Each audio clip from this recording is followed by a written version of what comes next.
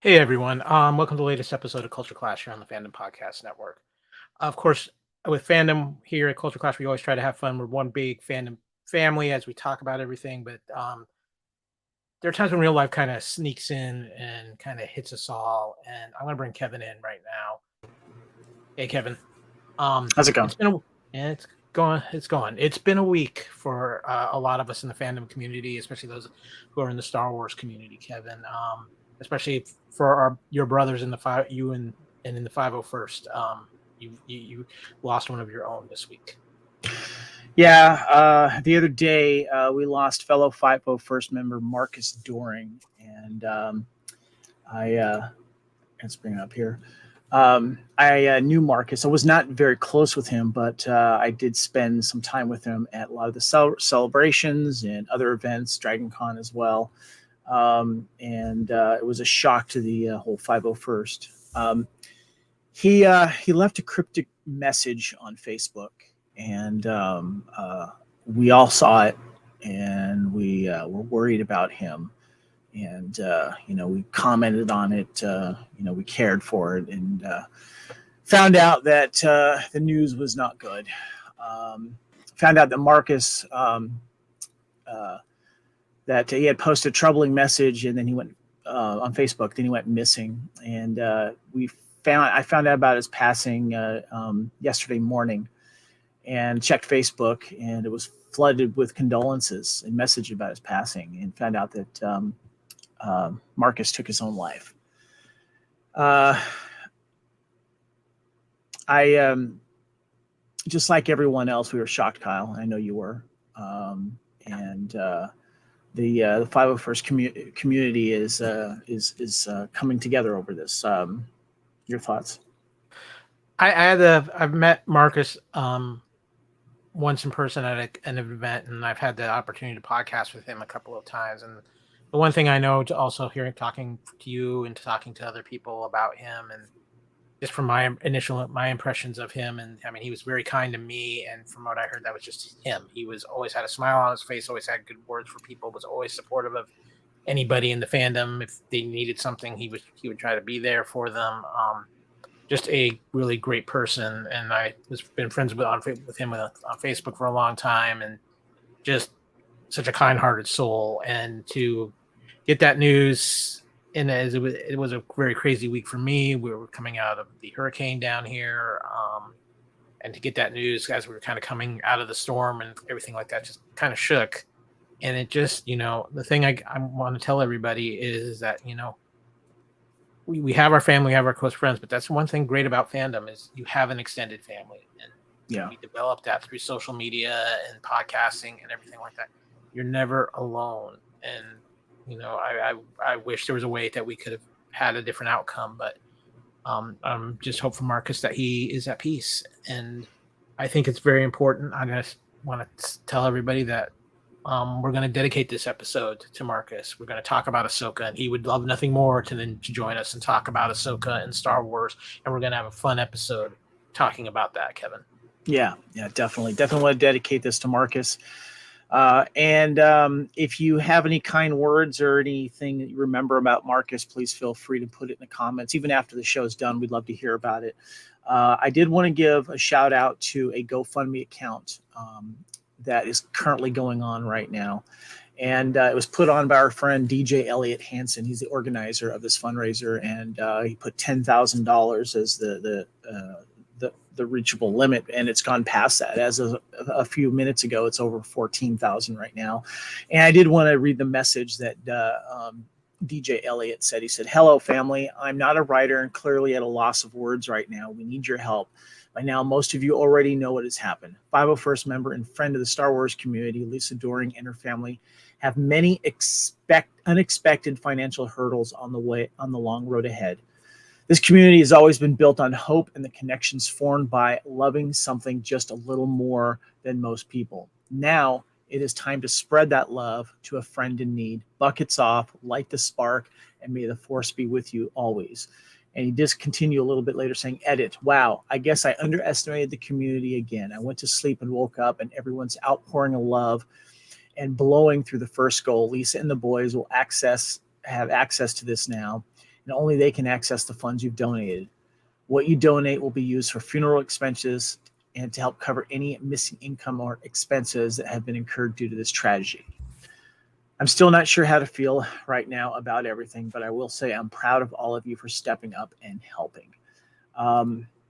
Marcus was one of those guys that was a beacon of light. I mentioned that in my Facebook group, and he always had a smile, and I got a chance to do some photo shoots with him as well with the 501st, and just always a nice guy, willing to reach out and talk, and he was very popular and patch trading and coin trading and a bunch of other things, the fun little activities that the 501st do, and I remember when I first met him, and I just, always saw him at events, especially Star Wars Celebrations. We always looked out for each other and said hi when we had a chance. So I did want to also mention as well that if spread the news about the Suicide Crisis Lifeline 988 there.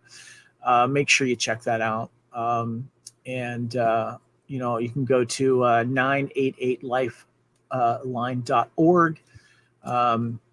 It is open 24/7 for any help that you have. Trained crisis counselors can help, and reach out to a friend. Just reach out to someone for help if you need be. And I'm going to miss Marcus, and he was such a good guy, and we do dedicate this show to him. Yeah, and we're dedicating the show to Marcus. We're going to have a brief moment of silence, and then Marcus will do this thing.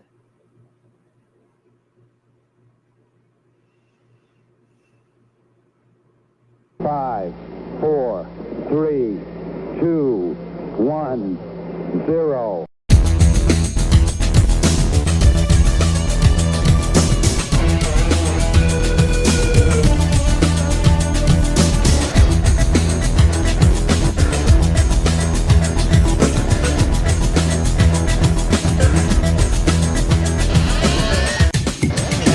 This is the Culture Clash. Liftoff. We have a liftoff. And we are here. It's time to talk a little Star Wars. And of course, the main topic of Star Wars right now is Star Wars Ahsoka. Ahsoka Watch 2023 continues here on the Culture Clash. Kevin and I are very excited to talk about this. But of course, that also means massive spoiler alerts. We are going to be diving deep into episode 3 and talking about all the fun space battles, lightsaber action, and force using that happened in episode 3 of Ahsoka. So hang on, we're going to have a fun ride because it is time to get into Ahsoka Watch 2023 with episode 3, Time to Fly, Kevin. Yes. Would you care to give us from the holocron, the episode plot synopsis? You got it. All right. When Ren restarts her training under Ahsoka and Huang's guidance as she struggles with her ability to use the Force, Syndulla meets with Mon Mothma, the Chancellor of the New Republic, and a group of influential senators in order to gain permission to send Republic forces to Cetos. Despite Mon Mothma's support, the senators refuse to believe that Thrawn and Bridger are alive and deny Syndulla's request. Having been informed of this by Syndulla, Ahsoka, Ren and Huang travel to Cetos, where they discover the Eye of Sion. But they are intercepted by a squadron of fighters led by Hati and Merrick as Elsbeth uses the lasers on the Eye of Sion to fire on them. The group escapes by flying through a pod of Purgle and land on the surface of Cetos, where they take refuge in the forest as Huang gives in full analysis on the Eye of Sion, which he classifies as a hyper jump gate. However, Hati is aware that they are hiding somewhere in the forest. As a result, Skull dispatches his forces to hunt them down. This was a phenomenal episode of Ahsoka. I actually enjoyed this one more than the first two, Kevin.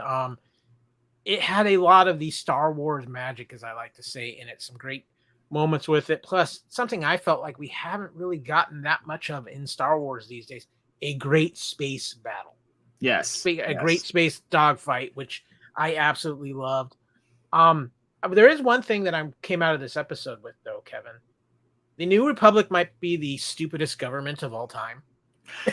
Oh my God! From what we're seeing in Andor and what we're seeing in whatchamacallit, Mandalorian. Mandalorian, and yeah, it's just man, they're not learning from their mistakes, and they're very self-absorbed, and it's just too much politicking going on to see the big picture. It's kind of sad, especially when you go up.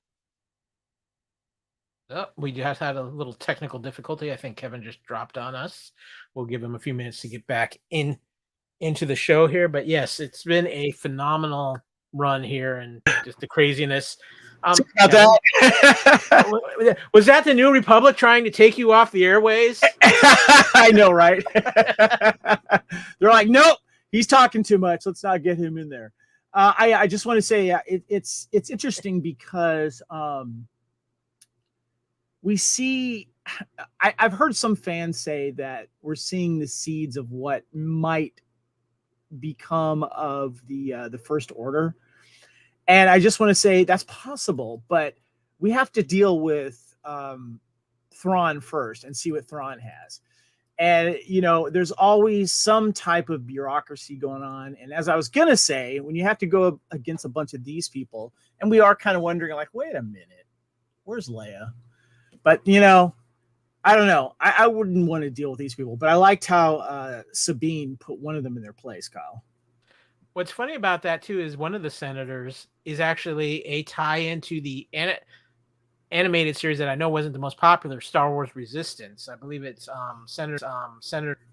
His son is a character in Star Wars Resistance. Yeah, I didn't finish that show, so I'll take people. Yeah, neither did I. So, and hi to our good friend Blair out down there in Australia.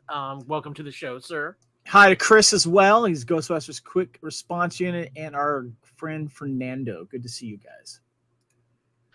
So now, Kevin, I got to ask you one other thing that kind of stood out in my initial reaction to this, and I was kind of interested in your opinion on it. Is one of the other things I really loved about this episode was we had a little bit of quotes in this episode as well. Did you catch?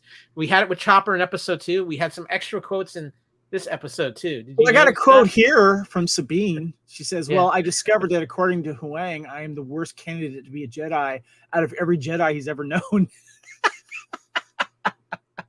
I even love Ahsoka's response to that. You actually told her that? Yeah.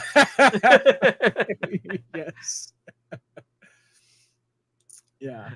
No, yeah, I like the callbacks we got to A New Hope with Luke and Obi-Wan and the Falcon and the blast shield and not being able to see, and that was definitely a lot of fun stuff. Yeah.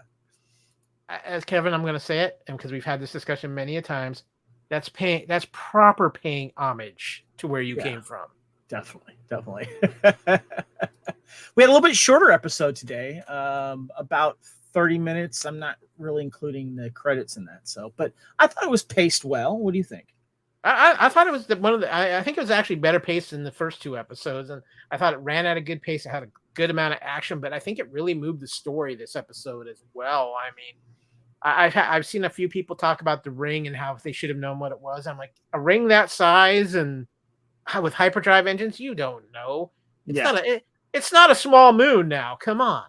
So we're talking about a galaxy that's outside of your normal Star Wars galaxy here. That's what we're talking about, right, Kyle? Yeah, we are definitely talking about a totally different galaxy. I'm really digging Huang, man. That's pretty cool. David Tennant, you go, man. Yeah, he has been great in this series. I actually love the whole scene too with Sabine where she's trying to use the Force and move the cup. We got Ahsoka here trying to teach her the ways. Definitely, yeah.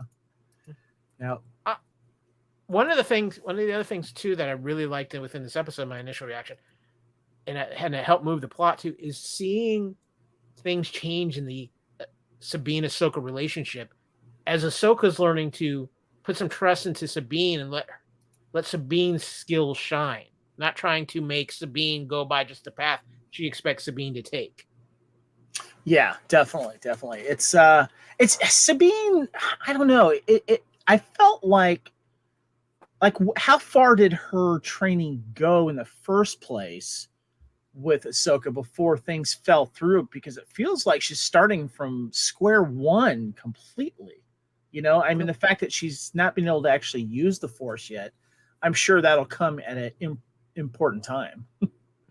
So, and you bring up a good point, because too, Kevin, with this, I mean, I believe we're already going to be in halfway through the series, started next week.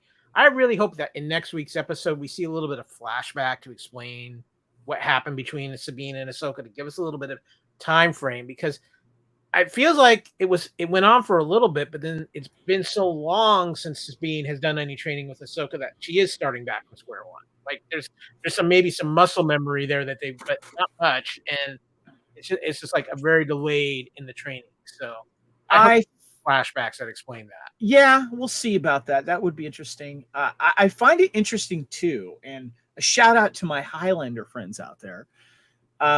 Adrian Paul, who played Duncan MacLeod in the TV series, fellow Klansman of Connor MacLeod. He's running a sword experience right now, and he uses these wooden bokens. And I thought it was cool that they were doing lightsaber training with these wooden bokens. I thought that was really cool. Yeah, I thought that was very cool as well. But Kevin, there is somebody too that we saw this week we had not seen in Ahsoka yet, and I want to shout her out, and that is Genevieve O'Reilly as Chancellor Mon Mothma. Because talk about somebody who's kind of filling those Princess Leia shoes a little bit with the strong female characters. And the reason why I say that, yes, we have other great strong female characters in the show, obviously with Hera and Sabine and Ahsoka, but that political strength as well, and the fact that she's playing Mon Mothma in so many different timelines right now, between Andor and Mandalorian and now this. I think she's divorced by now. I'm just going to throw that out there. I think so too. But I just think she's really putting her stamp and becoming a key player in the Star Wars universe. Yeah, Genevieve O'Reilly as Mon Mothma, perfect casting. I love her, and I loved her scenes in an Andor, having to juggle two lives, the secret one and the one in front of people's eyes, in a Scarlet Pimpernel way. I thought that was kind of cool. She's just fantastic. I love that, and I'm kind of curious to see what we're going to see of her, if any, through the rest of the series. Yeah, I'm looking forward to seeing how that develops. But we're going to transition here because Kevin has been digging into the Jedi archives to find some trivia for Ahsoka.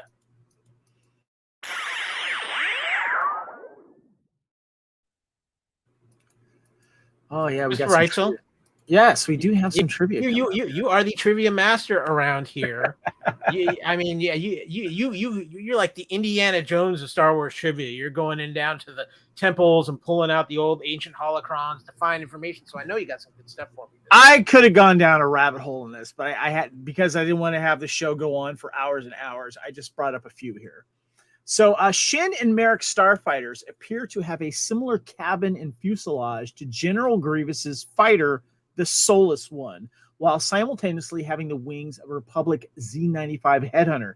It is possible that these starfighters are cobbled together from the Clone War era surplus.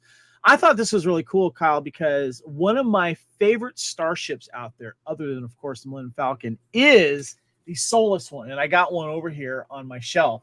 I absolutely love that ship. That's one of my favorite ships in the Star Wars universe. I also love the sound that thing makes as well. And I love the fact that Obi-Wan got to steal it and use it. So I thought that was cool. I love the look of these. And I'm actually going to reference our good friend Scott Botman, one of the hosts over at What a Piece of Junk, because in our group chat, he talked about how they reminded him of like World War II Spitfires. And I couldn't agree more. And I really like the look of those little fighters, and the fact with that whole scene, it did kind of feel like the World War II bomber versus the little Spitfire trying to take them out. Agreed. Yeah. Next bit of trivia I have here is when resuming Sabine's training, Ahsoka uses the Zatachi method, covering her face so she can't see during the exercise. This is the same method Ben used in Star Wars Episode 4, A New Hope, back in 1977 with Luke. Sabine echoes Luke's reaction. She says, "I can't see. How am I supposed to fight?" The same of this exercise is a nod to Zatachi, the iconic blind samurai featured in a series of 25 films and a TV series. Zaitachi, the Blind Swordsman, 1974, both starring Shintaro Katsu as Zatachi. I love that shout out, though. That was very cool. Yeah, I'm wondering, did we send Sabine to a Highlander sword training weekend? Yeah, I know, right? Adrian's got the time. This makes this I find fascinating because isn't this like become a Jedi 101? Why hasn't she done this already? How far did they get along before things went sour? I'm finding this very confusing, Kyle. I really, it makes me wonder. But then again, with Sabine's apparently very lack of connection to the Force, they may have had to go through like the kitty steps for a few years. And again, that's the question: how long did this relationship between these two last? And I think that's one of the questions we need to get answered. Some of the questions we do need to get answers to before the series is over. Yep. And my last bit of trivia is here is whilst hiding from Shin and Marok within the forest canopy, Ahsoka turns off all the ship's systems and points out to Huang that such an action also includes turning his systems off. Then she does that. This is a subtle reference to season 1, episode 2 of the Clone Wars, when Ahsoka forgets to turn off the medical droid when General Grievous is searching for the ship she and Anakin Skywalker are in. I totally forgot about that. Yeah, it's been a while since I've gone that far back in the Clone Wars. It makes sense, Oh, let's turn all the power off, but leave the droid on that puts out a power signature. Yeah, that always works well. I found this interesting in Ghostbusters Quick Response. I was surprised they didn't have some surplus ties, though.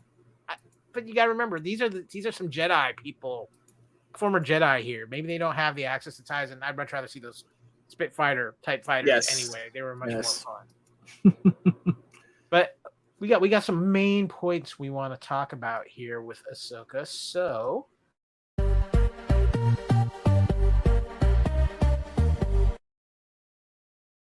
time to get into our main topic discussions of some of the bigger points in Ahsoka that we want to bring up. And the first one is actually a very, very big tie to Rebels, Kevin. Yes, and I forgot to put this in the slideshow, Kyle, but we get Evan Witten as Jason Syndulla, originally seen in the Rebel series. We get the son, the offspring of Kanan and Syndulla here. Hera, what were your thoughts? I think it was great. I mean, this is a very keen character that people are looking forward to getting to know in this show. And come on, let's be honest with you. If Ahsoka needs to really take anybody on as an apprentice, he's got the stuff. I mean, he is Kanan's son. Do you think we're going to go that far with this? I mean, there's speculation of where he ends up. Does he end up in the Jedi Academy that Luke has, the one that's eventually destroyed in the sequel trilogy? What are we going to see? What do you think? Any speculations? I think Jason Syndulla. I think his story is just beginning. I think we're going to see a little bit of direction, but I really think we're going to see more of Jason Syndulla, whether we have an Ahsoka season 2 or the movie that's supposed to all this tie in together.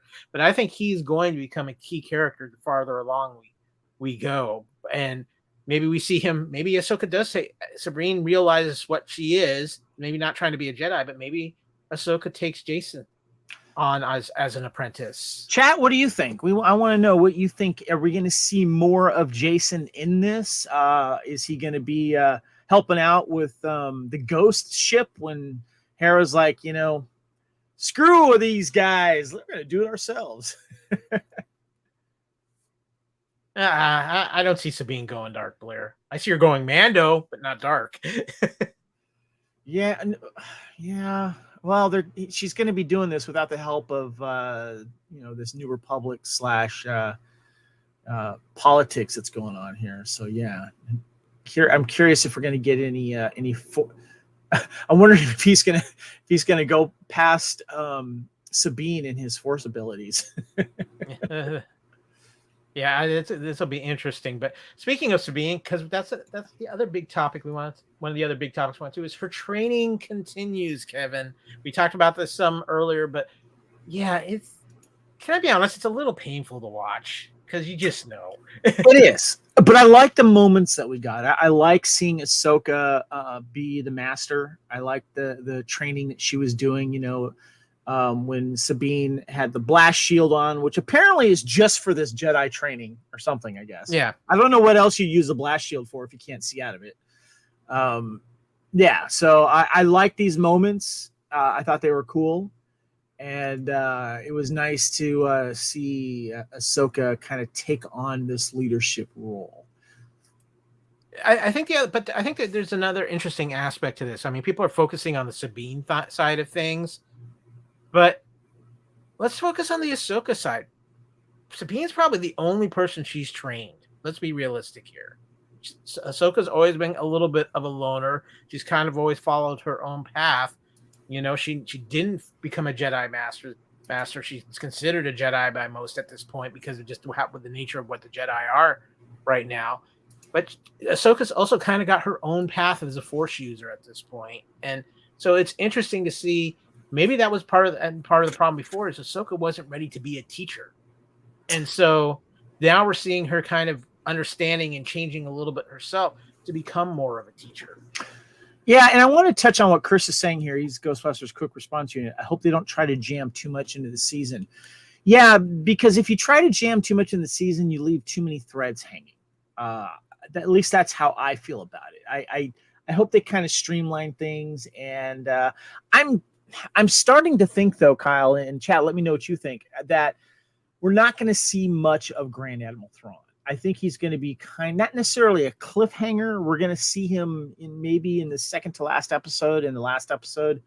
And I think that depending on what's happening with the writer's strike, whether or not we will have a Ahsoka season 2, that the next time we see him will probably be in whatever movie this is going to finally come down to in this Filoni Favreau verse. What do you think, Kyle?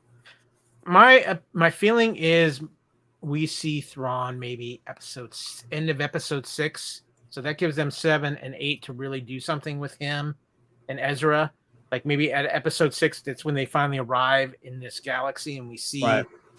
I could even see that maybe being the episode 5 at the end of episode 5 where they arrive in this galaxy. I think episode 4 kind of wraps up the first half of this season where they're getting to that point. And then maybe 5 kind of takes it to that new galaxy and that. So I feel like 6 seems like when we could find Thrawn. Maybe 7 is when we see Ezra. But yeah, I'm going to be honest with you too, Kevin, and to our listeners out there. Do not expect this season to feel like it wrapped up. This is a story that's going to continue because it is part of this bigger world that Dave Filoni has been building. Whether it's Mando season 4 that comes first, the movie that comes first, the second season of Ahsoka. Whatever the plan is, and obviously right now that's really up in the air for everybody, but whatever the plan is, expect to have dangling plot threads from Ahsoka. I know we're kind of all at that point where we're kind of over that across the board, whether it's Star Wars, Marvel, or anything else, but expect that to be the case. So don't get your hopes up that we're going to have everything wrapped up in a nice bow when Ahsoka is over. The big question is I'm assuming that the rest of the season is pretty much written by Dave Filoni. This is his baby. Yeah. What I'm curious about is if he already knows or is expecting to have a second season to flush it out a little more than leading into the eventual movie, because we're supposed to obviously get another season of Mandalorian. So that's a big question. What do you think? I think it's so hard to say right now because there's so many rumors, there's so many unknowns because of not only with the writer's strike, but what Disney is doing kind of as adjustments as we go along with the writer's strike. I've heard rumors that Mandalorian season 4 could be turned into a movie itself. I mean, so that's kind of the weirdness of what's going on. It's hard to predict because we don't know when things are going to get back to happening, when the strikes are going to be over, when the ball is going to start rolling again, because right now it doesn't feel like it's going to be anytime soon. I did want to give a shout out to one bit of news that came out this last week. And since Blair is in the chat there and watching, is that the mention that Disney's going to be releasing some of their shows on physical media, including season 1 of Mandalorian, some of the MCU shows. This is quite interesting, especially now that Disney's not going to release anything more in Australia. But don't worry, I got you covered, Blair. Well, I just want to get your quick thoughts on that, Kyle. I think this is where it's so bizarre because Disney. I'm gonna say Disney's not in a real great position right now. They're getting hit with sins of the past, a little bit of stuff Chapek did, maybe even decisions that Iger made before he left the first go around. And I think we're also in this whole fact that streaming is kind of correcting itself a little bit from the streaming explosion that we had with COVID. So we're kind of seeing that, and I think they realize in this case too, with MCU and Star Wars, why not put out physical? Because people are going to buy it no matter what. They're going to collect it. There's too many collectors in the Star Wars and MCU. So we're going to have Loki season 1, WandaVision season 1, and the first 2 seasons of The Mandalorian coming out in collectible edition physical copies. They're supposed to be out sometime in December. They're running about $46 a piece on each season. So I think it's a great idea. I don't think we're quite to that place where everything needs to be streaming, and I'm as much as I'm a digital guy, but I also understand the need for physical media. So but Disney's making interesting decisions, and I think there's so much unknown across the board right now that it's just everybody's kind of flying blind at the moment and making the decisions kind of on the fly of how they're going to distribute and do things. Right before we get back to topic 3 here, I did want to just make one last comment about that. I hope that they are rich with special features and not just bare bones just to get a buck, Yeah. Show those interviews and show that. I hope that whole behind the Mandalorian season 1 episode thing is done, and that is on that season 1, because if it's just bare bones, it's not even worth it. Yeah, I agree. But let's get into the next topic, Kevin, because this is actually my favorite topic, and that is Spaceflight: The Eye of Sion, otherwise known as maybe the best Star Wars space fight we've had in years. It has been a while, and when it came to the jump rings, it was the first time that we saw this was in Attack of the Clones, right? When Obi-Wan was hot on the trail of Jango Fett. Is this the first time we saw that, right? The smaller hyperdrive rings for smaller ships, yeah. But this one's kind of big, and we get some starfighter action. This Merritt guy speaks for the first time, Kyle. My theory of him being Ezra, it's still there. But it's probably not going to happen. But we got Hottie here, Hottie, on the trail here of what is the name of the ship that Ahsoka and Sabine are in? Oh, I'm blanking right at the moment. You would ask me the tough question. Yeah. Anyway. But yes, we get some starfighter action here, including some Ahsoka in a spacesuit with lightsaber action. Okay. Have we seen that before? Because I don't feel like we have. I think we've seen spacesuit stuff happening before, but yeah, it's interesting. Not lightsaber use in a spacesuit. At least not live action. I can't remember. There was something in Clone Wars. I know there was a lot of underwater stuff. Yeah. We got some really cool stuff here. Sabine decides to get down there in the gunner well, which was very Millennium Falcon-y. Look at that. I got one. Yeah, this is a really cool scene. I love that we had a starfighter thing. But yeah, here's Ahsoka out here putting on her form-fitting outfit there, getting her lightsaber ready. Check that out. She's like, "Yeah, I got you." Boom, boom. Kicking some butt here. I love that. That's great. I love her. Yeah. I love the little spacesuit too. I thought that was kind of cool. Yeah, it's just great. It's actually nice to see Star Wars having Star Wars in it. Yeah. Literally. Yes, very, very cool. Definitely.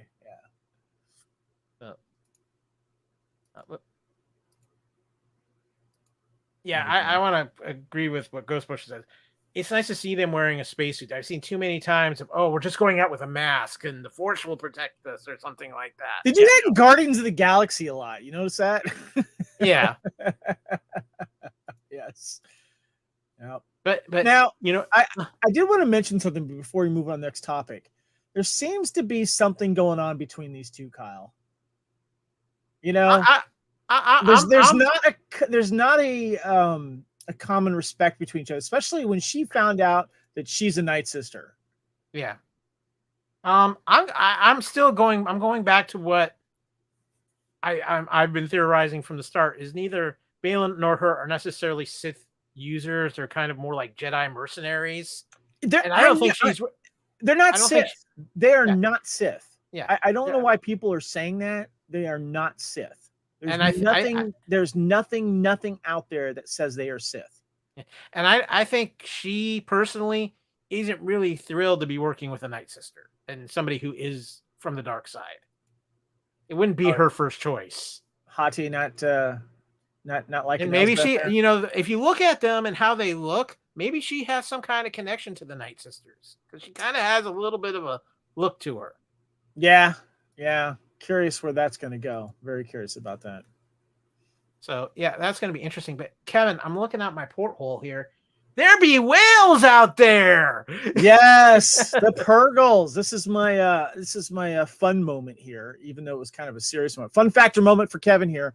I love the Purgles. I'm curious to see what's going to happen. I love the fact that we got a little tease with them in Mandalorian when Mandalorian's just kind of cruising along in a starfighter. He might have been taking a nap in hyperspace, but we see Grogu looking out the canopy, and he sees something. These are creatures that travel between galaxies. At the speed of light.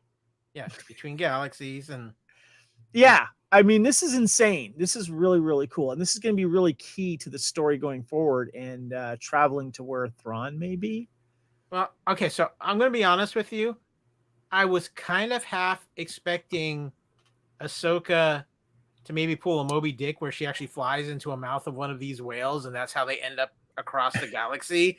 And in an effort to, as they were trying to hide from the starfighters, I'm like, why can I see that? I could see this coming, especially because we know how Ahsoka force related, if you've watched Tales of the Jedi, to animals. Question for you, Kyle, because Chris says here in the chat saying, I wasn't happy to see that gold headgear back. It looks terrible to me. And Anakin is pretty much wearing an identical thing in the prequel trilogy. What is your thoughts on that? That one in particular, she's wearing, not a fan. Too big. Yeah. Yeah, it looks awkward, I guess. I don't know. Yeah. I mean, I'm like, okay, throwback, but why are they still wearing it? I don't know. It's looking like she's getting ready for her next round of Call of Duty. Yeah. Yeah, Call of Duty back in 2005, maybe. her steampunk headset there. Yes. Kyle, what is your fun factor moment? Well, I'm going to go back to Sabine's training session because there was so much quotable stuff, including some quotes we've already been familiar with. I'm not sure Lady Sabine is ready for that, according to Huang. But there was that, and I can't see, how am I supposed to fight? About the only thing we were missing is the little drone floating in the air. This is true. Yeah. And go ahead. I would just also want to say, not only here, but just the classic Star Wars quotes that they use in this episode, like in the star battle scene and everything like that. It was one of my favorite. It was nice, like I said earlier, to have those recalls. Those are the kind of recalls I would like to see in Star Wars. Right. Fun little moments. Yeah. Hold on. Chris says, yes, I was expecting the ball. Denied. I would have liked to have seen Sabine get, tased a few times with the ball. That would have been kind of cool. Yeah, I kind of miss that. That would have been cool. So, Kevin, we're kind of getting to the end of our discussion of the Ahsoka episode. Do you have any predictions for next week? Just out of curiosity. Well, they're hunted down on that planet. So I'm curious. This is where I think it's going to get interesting. There's a lot of talk about Balin and Hati maybe not on the same path as Elsbeth is. And I think there's a little bit of hidden honor here in Balin's skull here. because he Yeah. didn't like the idea of killing Jedi, fellow Force users. And there's a lot of talk of who's going to make the turn. Is it going to be Hati or is it going to be Scarlet? What do you think, Kyle?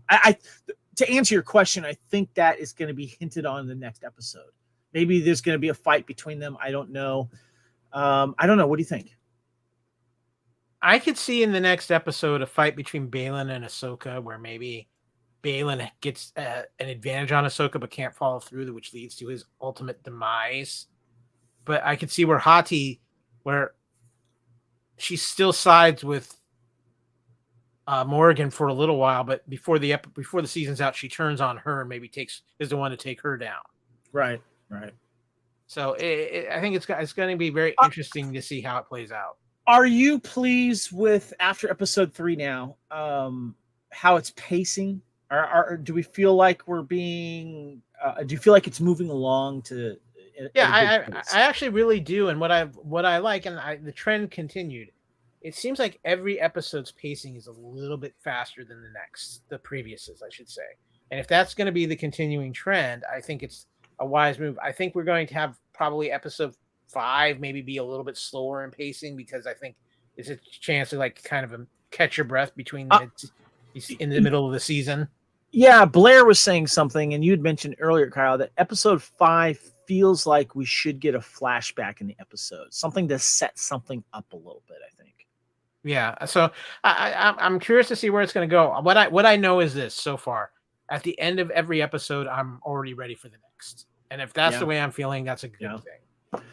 Did want to mention real quick as we wrap up the Ahsoka discussion, because we're going to get into some stuff we've seen. But I did want to mention that I'm going to be gone for a few weeks, Kyle. I am going to be going to England. I'm leaving on Sunday. My wife is already there with her mom. We're going to be spending a few weeks there. And for my birthday, we're going to take a little side trip to Paris. So I'm really excited for that. But I'm going to miss being on the Ahsoka show. Hopefully you'll get some help from friends of the network. Yeah, I'm working on a few connections. If there's any of you listeners out there who want to maybe talk some Ahsoka, feel free to maybe hit me up. And if you've got the right stuff for podcasting, we can see what we can do. We like to get some new voices and thoughts on here. Oh, also too, I did want to mention one other thing. I want to give a shout out to all of my friends currently having a ball at DragonCon. I know you've got some friends there too, Kyle. We have spent some time at DragonCon. DragonCon is where we first had discussion about starting the Fandom Podcast Network. Yeah, DragonCon is the birthplace of the Fandom Podcast Network, and actually the place where we met in person for the first time as well. So yes. Thank you, by the way, for the birthday wishes there, Chris. Appreciate you very, very much. DragonCon is going on right now. I am missing it. I have a lot of dear friends there. Missing my G.I. Joe friends, my 501st Rebel Legion. A lot of my friends there, but I'm looking forward to seeing friends in the UK as well. Now, as much as we're lamenting missing DragonCon, there's a couple news pieces that dropped literally pretty shortly before we started this episode. As it always does. It does. But Kevin, before we do that, I was thinking about this. You mentioned G.I. Joe and how you're missing your G.I. Joe battalion friends. I kind of teased you with something today that you got. I just got to throw this out because it's just looking so much fun. There's a new G.I. Joe video game dropping in beginning of 2024 for PC and Nintendo Switch that kind of has that old school side scroller arcade fighting system to it. I'm very curious about this. I saw someone tease it before you did in the G.I. Joe group, and then you teased it. It kind of has that Contra feel to it. Did you notice the way that it's laid out? And consider me intrigued. I haven't been playing a lot of video games the last couple of years, but this one intrigues me. Yeah, no, that sounds fun. But we do have what is basically, I think, what needs to become its own news segment right now. More shifting of shows and movies. Disney back at it again. They're shifting a few things around in the MCU once again. Don't worry, the Marvels is not moving. In fact, they dropped a new trailer for the Marvels. Still coming out in November, right? Right. I'm getting actually excited for that. I think that movie's going to be a lot of fun. And from what I'm hearing of the runtime, it's only going to be about an hour, 45-minute runtime. So looking forward to that. But no, they moved around a few more things on Disney Plus. Loki is still locked in for October. However, Echo, which was going to drop probably the Thanksgiving weekend, complete with the complete whole series, has now been pushed back to have the whole series dropped sometime in January. And then this around Christmas time, the where the heck has it gone? What if season 2 looks like it's finally going to drop around Christmas time? They have moved the Agatha show, which they have now renamed yet again to Agatha Darkhold Chronicles or Darkhold Diaries or something like that. They've moved that to 2024, and they have pulled off the board completely as far as release dates. Daredevil Born Again and Ironheart. So Those have all been filmed, right? Though. Daredevil Born Again and Ironheart still had filming to do, but they were probably about 3/4 of the way done. And you have to remember, Daredevil is going to be a 2-season show. They've already announced that. It's going to be like Andor, set up like Andor. And remind me, season 2 of What If, is that all dropping at once? Yeah, I believe that is going to all drop at once, but I don't have a 100% confirmation of that. Gotcha. And of course, season 2 of What If is going to have an episode in it that was supposed to be in season 1 of What If. So interesting. Okay. But you know what, Kevin? It wouldn't be Culture Clash if we hadn't seen a few things. So guess what? Buy it, stream it, or unsee it. And I just want to tell you wonderful listeners out there how dedicated Kevin and I are to buy it. We took time today before the podcast to see one of the big movies that's still out there, which released yesterday with Thursday special showings, and today is the official release day for it.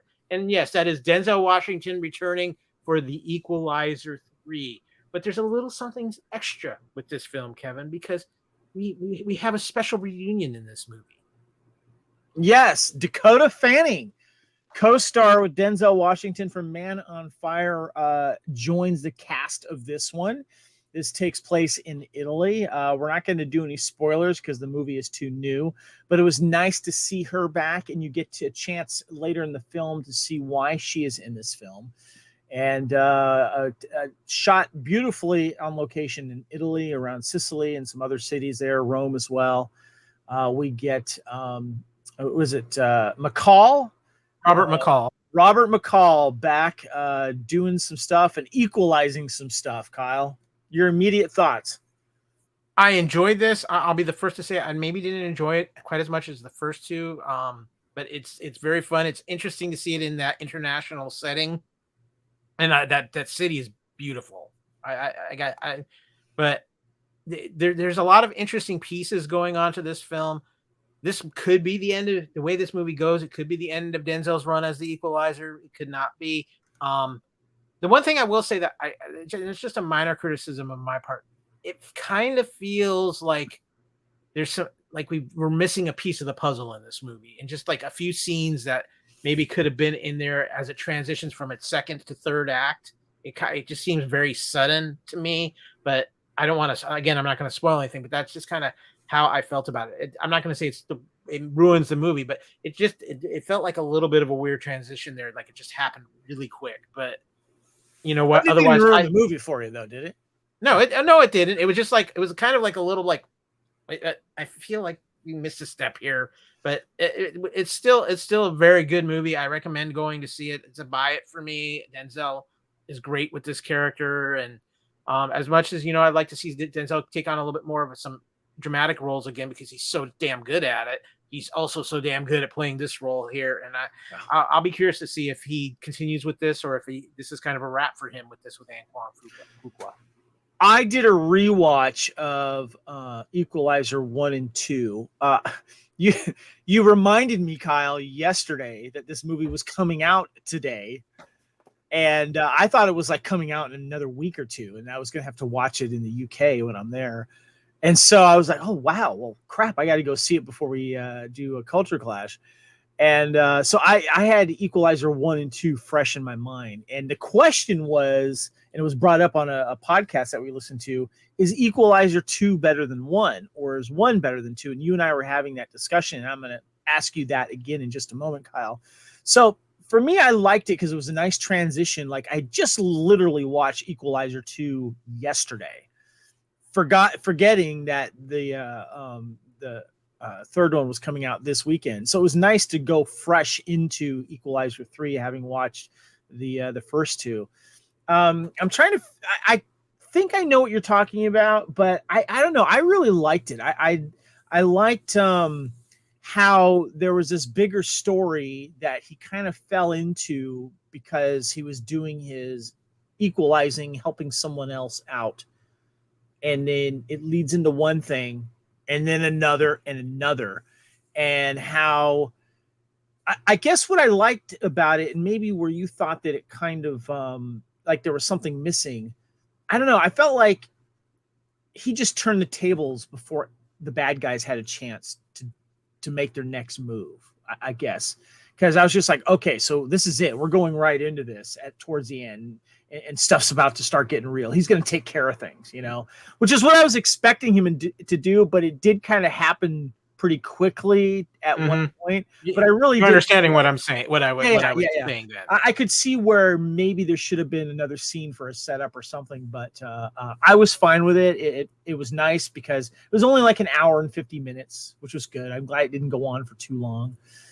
There were some good characters in this, some good bad guys in this, and I liked how it kind of ties into certain things, which I don't want to spoil. Totally worth seeing if you're a fan of this now franchise.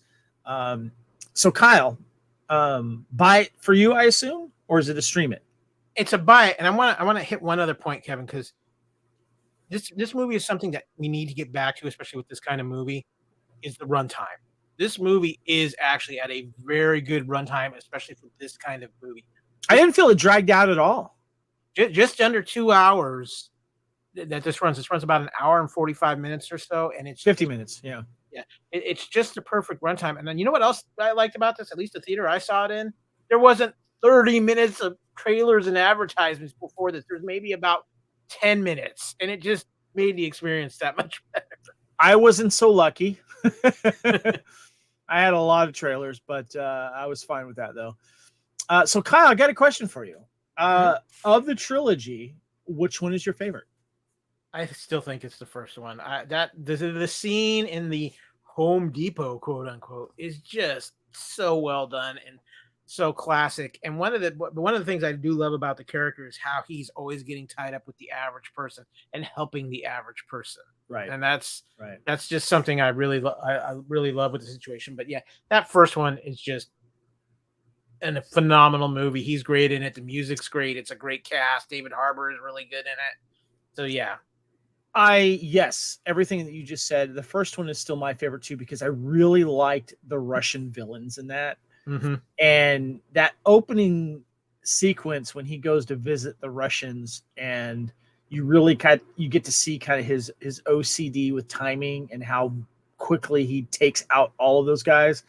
I did want to mention real quick about this third one. I liked how there was an international terrorist tie-in, that it went globally than just him being, let's take care of my local neighborhood people.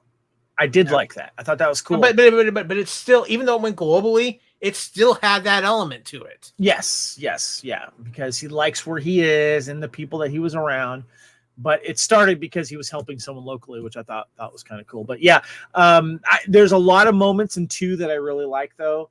The villains, though, they didn't stand out as much as this third one. I thought the third one had great villains in it.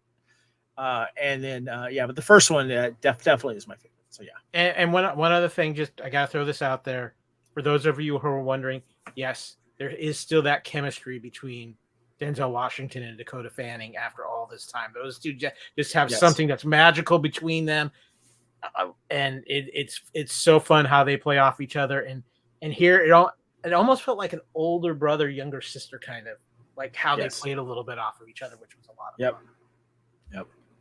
But Kevin, we've seen something else the other ones hasn't seen, or it's kind of. Wait! You haven't seen this yet, Kyle? Well, it's on my list for this holiday weekend because I know you went last Sunday for the movie day where everything was $4 tickets, and I did have a hurricane this week. No excuse. Come on. Whatever. Oh yeah, hurricane. But it's a movie I'm very intrigued by.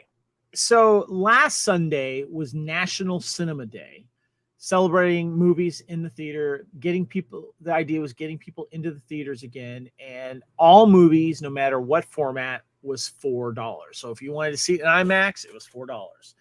And I had to work that morning, but I'm like, I got to take advantage of this. I want to go see a movie for $4. What am I going to go see? What is out that I haven't seen? And Gran Turismo came out, and I was kind of curious about it. I remember seeing a trailer about it. The fact that it's based on a true story intrigued me more. And this movie actually surprised me how much fun it was, how good it was, and how good the race car driving was. And speaking of David Harbour in the first Equalizer movie, he co-stars in this movie. He plays the former race car great that has to train these never real race car drivers into race car drivers. And for those of you that don't know, it is based on a true story about the game Gran Turismo and how they did a promotion and got the best video game / I guess it's more of a simulator game. Yes, Gran Turismo was very much a simulator driving game. They got the high place scorers to advance in this contest and to train them to be real race car drivers. And it's based on a real person that did just that. And you find out at the end about who this person is, in case you don't know, and that he raced over 200 races, was quite successful. But the cool thing about this is that the young actor that is playing him in the film, the stunt driver for him in the movie, was the actual real race car driver he was playing in the film. How cool is that? Orlando Bloom is in this film, Kyle. He is the representative of Nissan that puts on this contest. And it was a really, really good movie. Jaimin Hansu plays the young boy's father. Jerry Halloway, most people know her as Ginger Spice, plays the mom. And it was a lot of fun. The race car driving was top notch too, Kyle. Very good. Now, correct me if I'm wrong. When we talked about this, you went into this movie not realizing who the director was in this movie. Nope, didn't realize it was Neil Blomkamp. And from what I've heard, and I like I said, I have every intent of going seeing this, and you mentioned this, and I've heard it in a few other reviews. Neil Blomkamp, the way he directs and films this movie and the cinematography really elevate this movie to a lot better than what I think a lot of people think it should have been. Yeah, I have seen a lot of race car movies. Le Mans is one of the famous ones, and of course, Tom Cruise's Days of Thunder and a bunch of others. But this one is very comparable to those. The racing scenes are top notch, especially at the end of the film where the young race car driver and his fellow friends have to participate in Le Mans. If you don't know what Le Mans is, it's one of the most famous car races in the world. There's also a film that came out in the 70s, I think it is, called Le Mans, about it. And you and your team race the same car for 24 hours. And it is grueling, and it's showcased very, very well in this movie.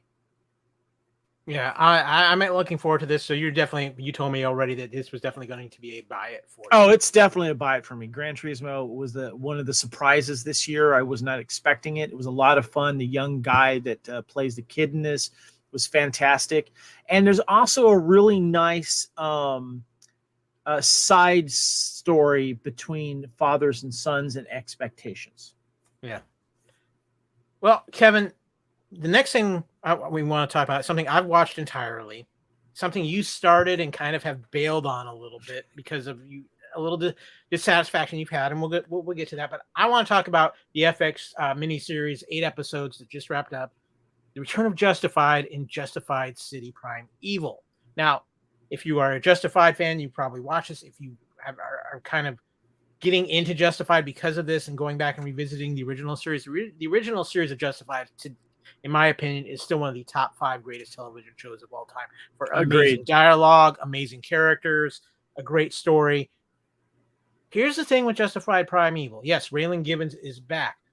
But something to keep in mind with this, the story that they are using for this series was not originally by Elmore Leonard, the author of that created Raylan Givens. Justified City Prime Evil was not a Raylan Givens story. It was the character that was somebody else who they've put Raylan Givens into that person's place. because, and the reason why I want to bring this up is because, Kevin, you have a knock with this show, and other people I've talked to have had a similar knock, is at least in the first half of this show, Raylan's kind of secondary in this show to the main antagonist, which is played wonderfully by Boyd Holbrook as Clement Menzel, but Raylan's kind of taking a fish out of water back seat in his own show in the first half of this, and I'll be the first one to admit it. But however, the second half, it really picks up, and it's more about the game, this very bizarre game that is being played by between Raylan Givens and the Clement Menzel character, and the games they're playing to try to catch each other and try to outsmart each other, and it gets very interesting. And you've got some great cast in this. You have Wanda Ellis Taylor as Carolyn Wilder, Vonda Curtis Hall as Sweetie, Marin Ireland, who has been in a ton of stuff. She's one of those I know that face actresses, but she's very good. She's in that. Keith David has an appearance in this series as a great Keith David appearance, because it's not a Keith David we are normally used to seeing. And I'm just gonna say this for all you real true Justified fans out there, you through the ride, and it might be a little frustrating at times, but you will get everything you hoped for in the final episode of this series. So that's for me, saying a lot, Kyle. That is saying a lot. I'm going to skip a couple episodes and go straight to the end because I can't wait anymore. I went through episode 4, I think it was, and I kind of checked out on it because, like I said in my post, I feel like, yes, Raylan's not supposed to be in City Primeval. They kind of shoehorn him in. That's no excuse. You have Timothy Oliphant returning as one of the most iconic lawmen on television, and he's a guest star in his own freaking TV series. And Boyd Holbrook, who plays the villain in this, is stealing the show out underneath Timothy Oliphant. And for whatever reason, it has to be in his tighty-whitey underwear in a scene in every episode. I don't get that. But there was too much going on in this, and it was not streamlined enough. And I honestly could tell you that the character of Raylan Givens didn't need to be in the first half of this series. How much little impact he had. It starts off with a weird little uncomfortable having his daughter go with him, and then she feels like she's written out a little bit. I don't know where that was going, and I really don't care right now. But this was really, really a disappointing run for me. I just, I'll watch the last episode just because I want to see what happens, but I will not be watching this series ever again. so To me, Kevin, I'm just gonna let it end at Justified. well, you say that now. I would tell you to watch episodes 7 and 8 because there's setup that runs through those episodes that really helps with the payoff. So I'm just throwing that out there as a suggestion, but trust me, by the end of episode 8, all you're going to be saying is, when is it coming? That's all I'm going to say. And Is it 8 or 7 episodes? It's 8 episodes. 8 episodes. Okay. But I don't know. by So the end far, of- completely disappointing. I don't know how the last 2 episodes are going to make up for this terrible season. Trust me. I will. Let me just put it this way: the last 10 to 15 minutes of episode 8 it's gold. It's gold. So I'm going to say Justified Primeval for me because of having watched the whole series and just my love for Elmore Leonard and everything. It's a buy it, but I think if I'm being realistic, just as in general, I would say this is definitely worth a stream it series. And if it gets you to go back and watch the original series of Justified, which aired I believe from 2014 to 20, or maybe it's 2010 to 2014, something along those lines. It's worth it because it's an absolutely amazing series. But yeah, Justified. I will get back with my final judgment. I'll watch the last 2 episodes on your recommendation. So, well, with that, it is time to get ready to close out this episode of Culture Clash. Bear with me as I will be Kevin free for the next few weeks. I'll see if I can work up some surprises. Kevin free, bear with me.